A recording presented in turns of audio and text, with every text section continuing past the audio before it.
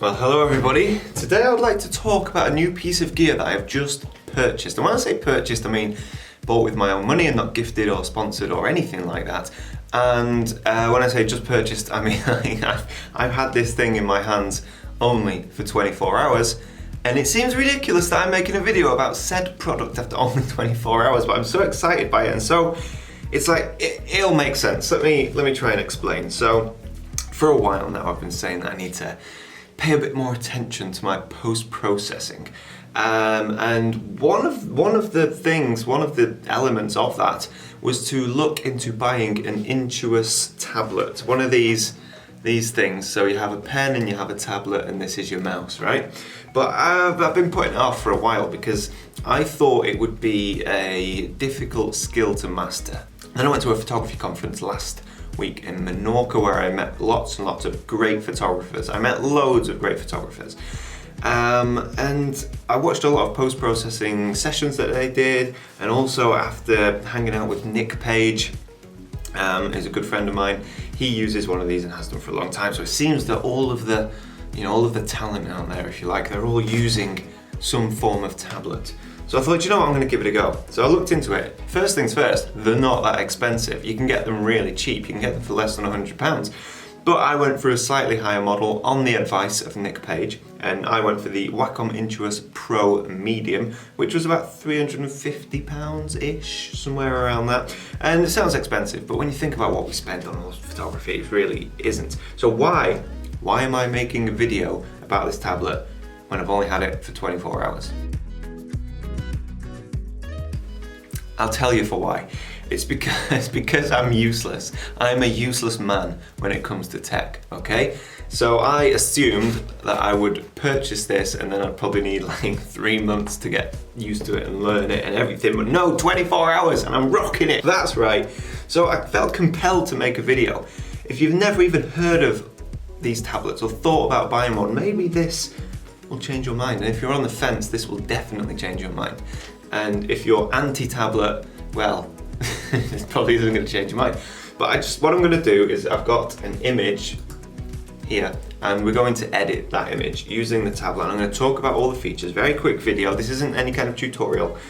But if you do want to know how I've set this up and a bit of the boring stuff, I'll include that at the end of the video. Okay, so stick around for that. So essentially you've got a tablet and a pen.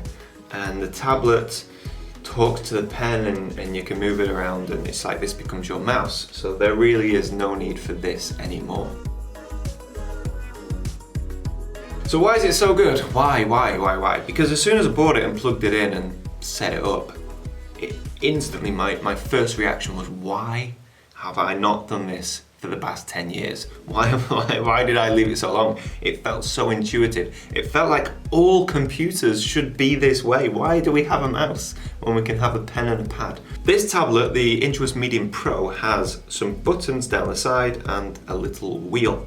Now, you can configure this in any way, shape or form specific to individual programs. So I have this set up specifically to Lightroom. So let me go through. This is pretty cool. Top left button brings up the crop tool. The next button down is the graduated filter tool. The next button is the radial filter tool. So if I want to draw a radial filter, I can do that. And the next button down is the brush tool. And then we have a wheel which will control the brush size as we spin our finger. So you can already see that it's getting super intuitive. Two other buttons that we have. There's 2 buttons on the pen itself. You're gonna focus. 2 buttons on the pen, just where your finger is, like this, and you can program them. So the top button here, yeah, that top button I have set to edit undo. So if I make a mistake, I just click this and it undoes. And the bottom button is just simply a right click if I need to go into a menu or something. So that's it, but that's no reason to change your entire workflow and buy this tablet. There's no reason at all. The reason that I love this is the tangible connection that it gives you to your image. Here's where it gets most interesting. So, if I select the brush tool, okay, I've set this pad up so it's pressure sensitive. And what that means is, let's go, see this middle part of the image here? Okay, that's a little bit dark and I might want to brighten that up.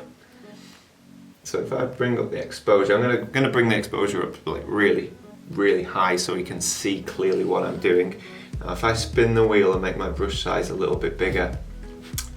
Now even though my opacity or my flow is set to 100, right, if I use the mouse, in fact let me use the mouse to try and brush this, it's gonna be super bright, just excuse that. So yeah, there's the mouse, okay? That's it. It gives you one consistent amount of exposure control. Now when I use the pen, because I've set this pad up to be pressure sensitive, if I lightly stroke, it's just gonna apply a tiny bit of exposure. Do you see that? See it slowly brightening up? And this is all one mask as well. If I press down really hard on the pen, it gets brighter. But where the sun is, I just be gentle and it just paints it in.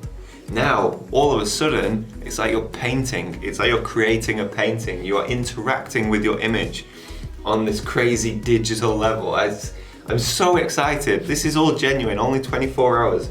And this is my video today because I really wanted to share how good this is. So having all of this control at your fingertips is just so nice. It's so nice. I'm going to use the spot removal tool here, which is not pressure sensitive. So it's quite clever. It knows, Lightroom knows which tools need to be pressure sensitive and which don't. And I can just go around, oopsie daisy, undo that one. So I can just go around and just paint over these boys, or these buoys, as you call them in the States. So although I'm still learning this and still getting used to my button layout, which I forget all the time even though I program them myself, you can see the potential behind this. I suppose that's what I'm getting. Now this isn't anywhere near edited. This was purely for demonstration purposes. This was actually taken in Menorca on a conference last week. And what I'll do is at the end of the video I'll show the edited image. This is terrible. Let's reset this. So that's the Wacom tablet. It's fantastic if you are on the fence or whatever. I mean, I'm always learning. I'm always reluctant to buy new gear. I'm always reluctant to change my workflow. I'm incredibly reluctant to change my workflow, which is why it took me so long to buy this. And I bought it like 2 days ago. I only used it yesterday, and yeah, so best decision I've ever made. So 100%. If you want one of these, and I haven't even got into Photoshop yet. I can't imagine how good it's going to be with Photoshop and painting in layers. Oh, all that good stuff. It's like creating art. It's like a painting. I'm a frustrated artist who could never draw. Now I can draw, and I'm so happy. So if you want to know how to set this up with Lightroom, if you've got one, you've bought one, or you're just about to buy one, maybe you're watching this video hoping for some sort of tutorial tips or advice, I will show you now. If not, click off the video now. Thank you so much for watching. I genuinely appreciate it. Now let's go into a very quick bit of how I set this up. So I bought the tablet, I plugged it in, downloaded the drivers from the Wacom website, it took 2 minutes. This is all based on my iMac. I'm sorry for anyone using a PC. I don't know the buttons, sorry. So you go into System Preferences, you go into Wacom Tablet, which is at the bottom here. That appears automatically once you download the drivers and plug in the tablet. Okay, so you've got tools here. You've got the pen, you've got touch, you've got functions, okay? I only use the pen and the functions, I don't use the touch. I don't want to use the touch at the minute, so you click functions, and now there's a little plus thing here. You can add any software. The software has to be open, so you open Lightroom, then you add this piece of software and select Lightroom. Now that's telling the tablet or whatever that these are the functions that I want to set only when using Lightroom, and you can change these when using Photoshop and so on and so forth. So you've got your buttons on the left hand side. So in order to apply a function to each button, it's simple. You just need to know the shortcut for the function that you want, okay? So you click the drop down arrow, you go to keyboard keystroke. And what that means is you can type in anything, like you could type in Command Z, which is undo, and that would be undo, so on and so forth. So the shortcut for the crop tool in Lightroom is R. So I've simply typed in R, I've named it crop. So what I've done is with the tools I use the most, I start from left to right, excluding the spot removal tool. I've put that at the bottom because I don't use it that often. You know, the spot removal tool is more of it's not a creative tool, it's just get rid of that bit of dust. So it's not that important. So the next one down is the graduated filter tool. And again, it's all keystroke, so menu, keyboard, keystroke. The shortcut for the grad tool is M. You simply type in M, name it that, so on and so forth. Next to the grad tool is the radial filter tool, so that's the next button down. And then we have the brush, which is the bottom button in the top set.